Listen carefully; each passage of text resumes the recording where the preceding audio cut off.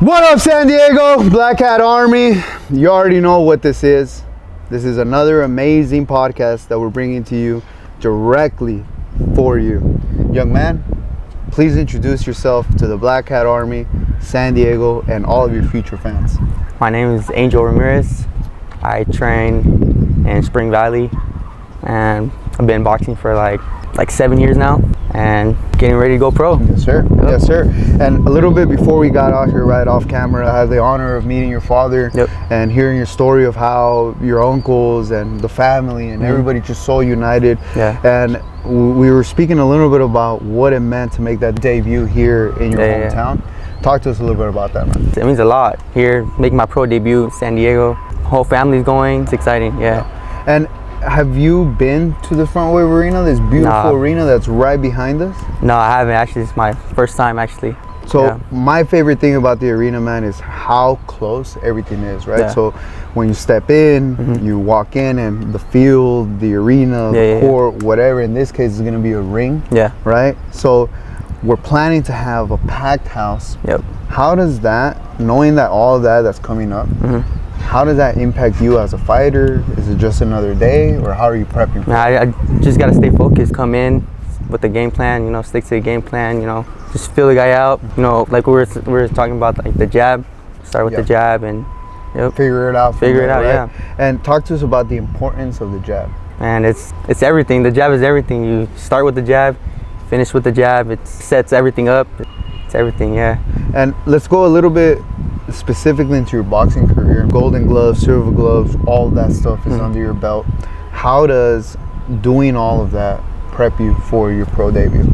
I fought Golden Gloves twice. The first time didn't go as good, but the second time I won regionals, went to state, and it was a great experience. You know, I didn't win state, but it was good learning experience, and I feel like that helped me. Yeah. And now, what is it that you expect from your pro run? Is there anything that you think might surprise you? Is there anything that maybe you and your team maybe haven't seen before? What is that? Obviously, like the gloves, you know, the gloves is a lot smaller, so they can feel the hits more, you know. Yeah, that's a big part. But you have a nasty hook. Yeah. So I think that actually might be to your advantage, right? Lighter gloves, your opponent might feel something a little extra than what they're feel a little bit more, right? And the amateur gloves, they're 8-ounce gloves, but all the padding is in the front. Like the Sting gloves, all the padding's in the front. You can't really, feel them.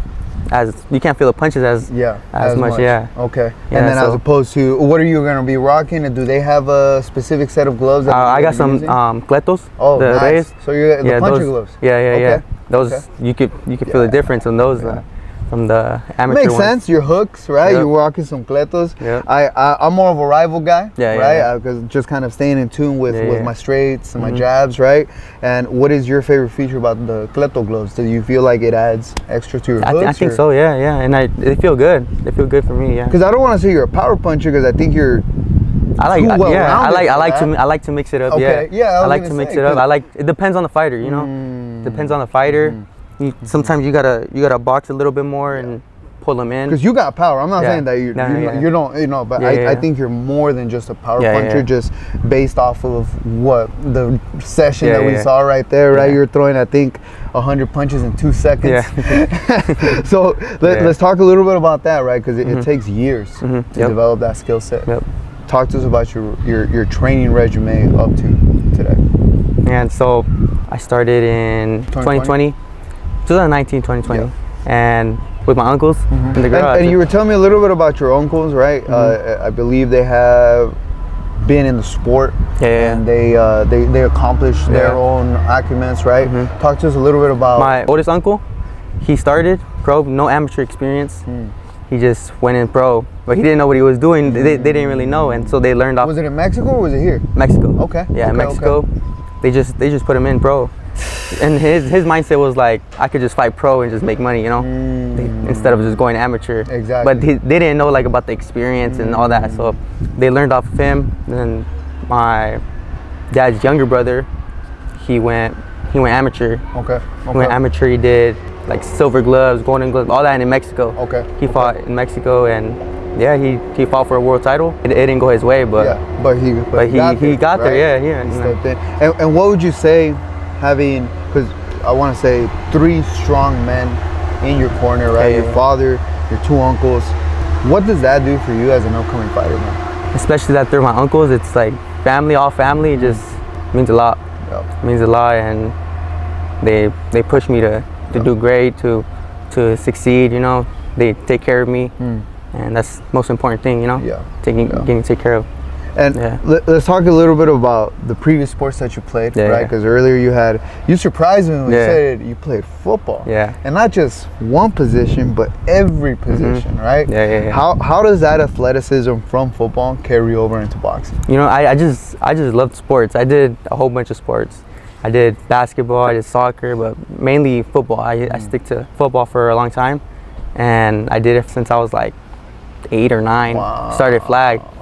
Yeah, but then I wanted to do boxing. Seen my uncles, and just, I don't know, there's something about it. Yeah, something about it. And even with my cousin, we used to throw on the gloves, backyard, you know, just mess around. I don't know, I just liked it. Where was that switch where you're like, I'm locking in? When, like, freshman year.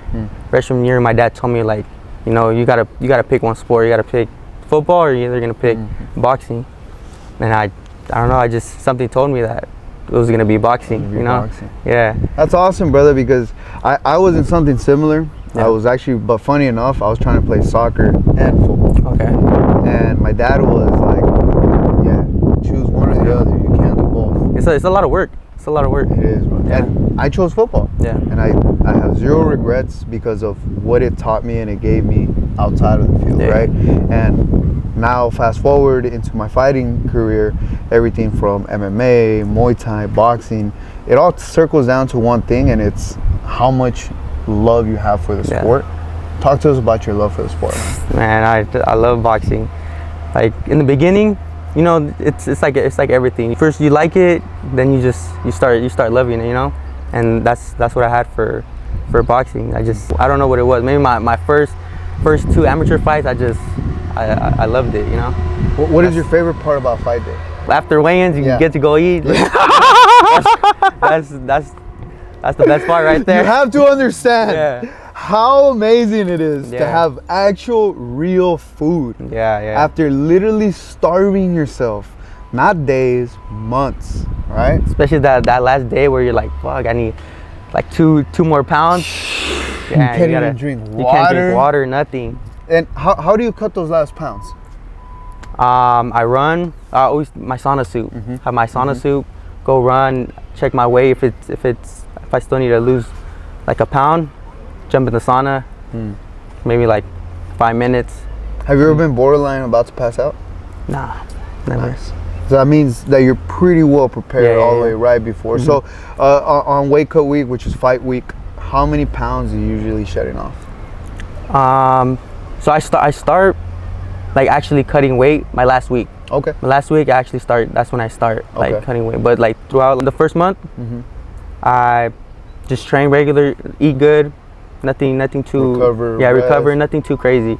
But last week, that's where I actually start cutting the weight. And then would you say like 5 to 10 pounds, somewhere around there? Yeah, like 5 to 10. Okay. 5 to 10. Yeah. So nothing too crazy. And then has there been any time where you're like, man, I gotta cut more than 10?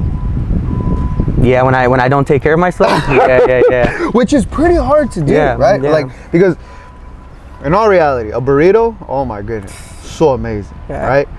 2 burritos, even better. Yep. But then when you gotta burn them, you're like, you start regretting it. You're like, nah, I should have just ate half, or, you know.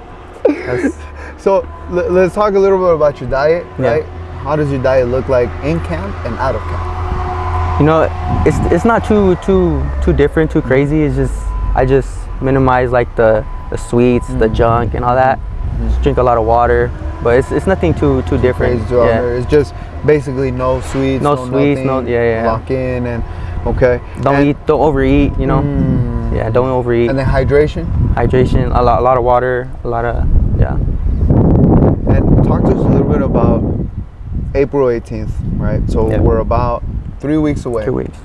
We're almost there. Yep. Weight cut week is almost here. How are you feeling? I'm excited, really excited. Can't wait to put on a show.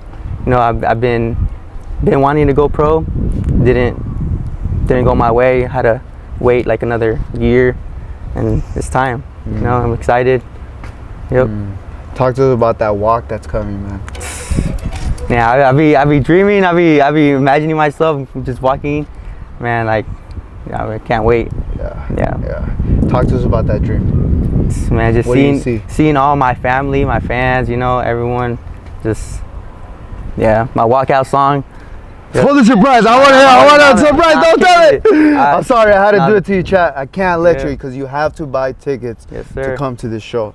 I'm already there in my brain. He's already breaking that. That's why I want to understand that dream, because all dreams do become a reality. And this is a young man from Spring Valley, right? Coming up, making his pro debut, putting in all the work, family supporting him, from Oaxaca. Yes, sir. How does it feel, man? I know I ask you this because it's probably the 10th time that I ask you, how does it feel? But I'm looking for something and you're almost giving it to me. How are you feeling with all this? Yeah, I feel great.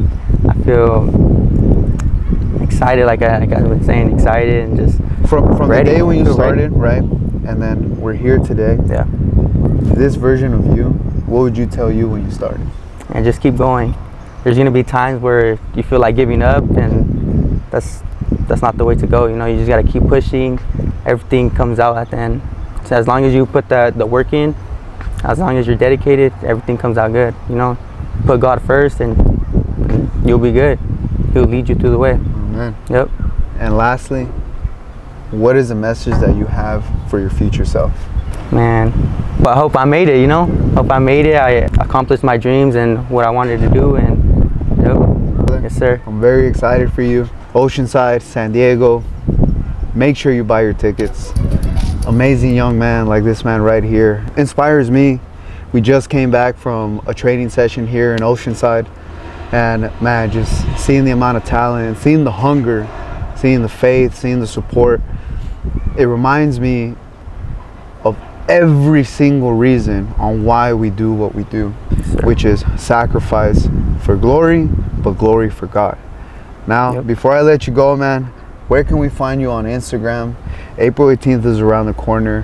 How can your fans find more about you? _GetLikeAngel_ on Instagram, and tune in April 18th. Tune in April 18th. Yes, sir. Well, you heard it here, Black Hat Army. That's a wrap for today, but it's not a wrap until the April 18th, right here behind us in this amazing arena. We're very excited to continue bringing you the promos, bringing you the photos from this session here that we had with this young man, and bringing you everything that has to do with San Diego Dreamers. There's only one thing that stands true, and that's God is above all things. And then after that is that anything that you see, anything that you visualize, anything that you can dream, God has already given you that vision for a reason. It doesn't exist anywhere else but in your head and in that blessing that God has just gave you. So if you can see it, you can achieve it. My brother, appreciate it. It's a pleasure. God bless you. And we'll see you at the weigh-ins, and then we'll see you here April 18th. Yes, sir. All right. God bless, brother. Thank you. Take care. Let's go.